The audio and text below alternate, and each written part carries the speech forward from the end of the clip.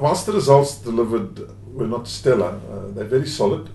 The board is very comfortable, management very comfortable, especially when you take into account the challenges we faced. The strike action in the latter half of our first half, that's in September last year, we lost 10 million rand there.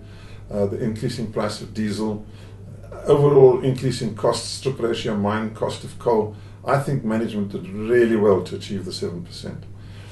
Over and above that, I think we must really focus on the cash flow effect of the mining operation and the trading operation. We generated strong cash flow.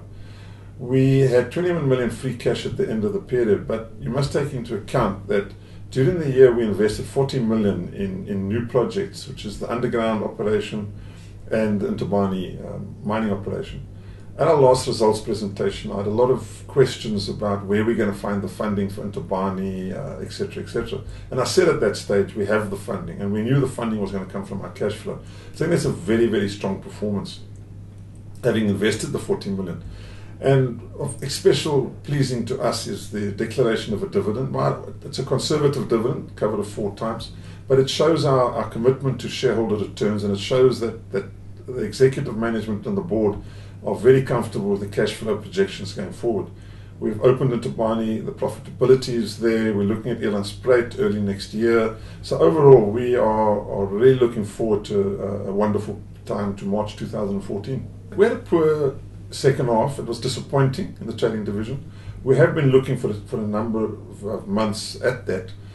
We've increased competition, no critical mass. There's new entrants into the market. Every man and his dog thinks he can trade coal.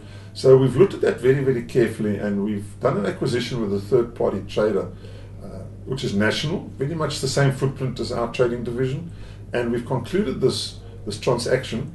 We have 2 issues outstanding as Competition Commission and funding.